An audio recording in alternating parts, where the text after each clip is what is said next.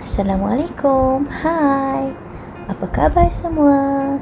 Cikgu harap semua murid sihat dan ceria. Untuk subjek pendidikan kesihatan hari ini, kita masih lagi dalam tajuk Ketahui Ubat. Sebelum kita mulakan pelajaran, cikgu akan bacakan objektif pembelajaran kita untuk hari ini.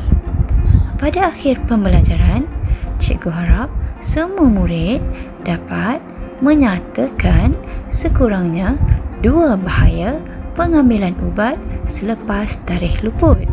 Dan cikgu juga harap semua murid dapat menyebut sekurangnya 2 bahaya pengambilan ubat orang lain.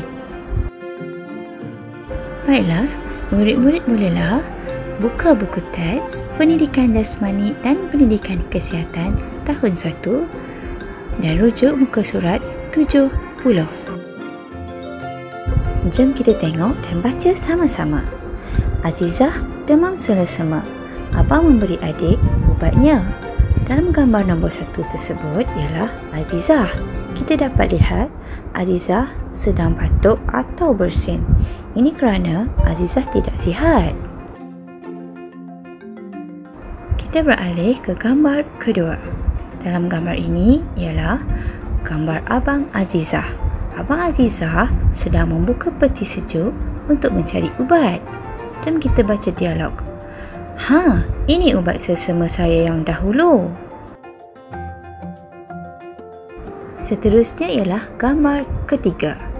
Dalam gambar ini, kita dapat lihat Abang Azizah sedang menyuap Azizah ubat selsemanya dahulu.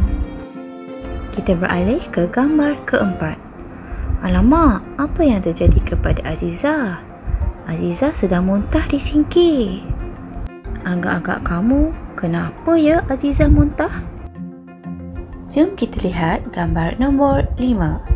Dalam gambar ini, Abang Azizah berkata, "Oh, tidak. Ini kerana dia telah mendapati ubat yang diberikan kepada Azizah telah melepasi tarikh luput." Berdasarkan cerita ini, sebenarnya Abang Azizah telah melakukan 2 kesilapan.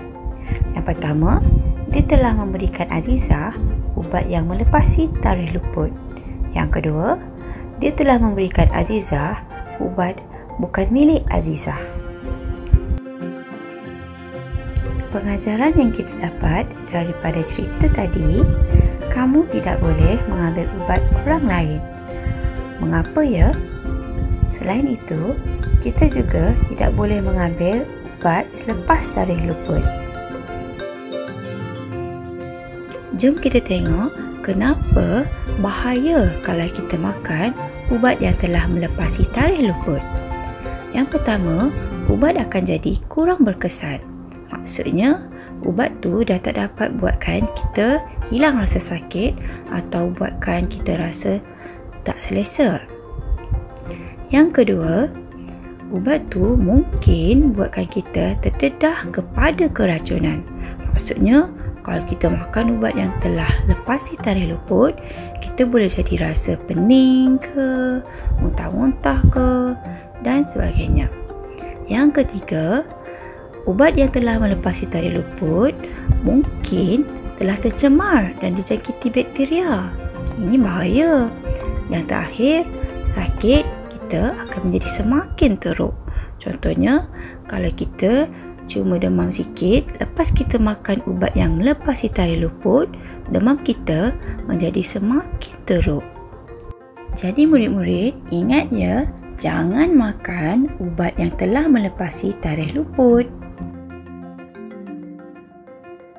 Jom kita tengok pula kenapa bahaya kalau kita makan ubat orang lain.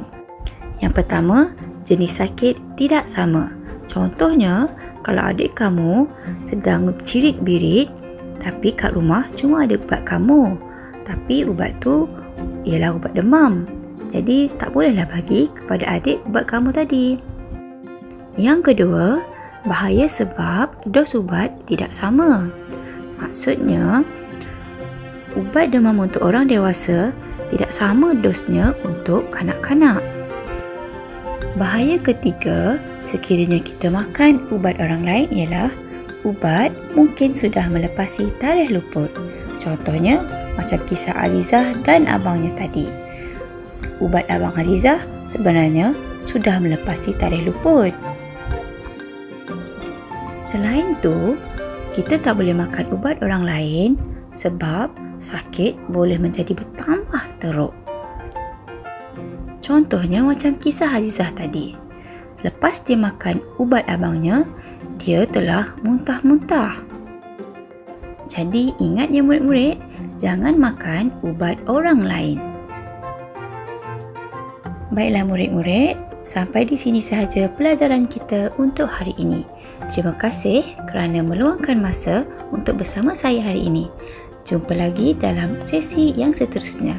Assalamualaikum. Bye.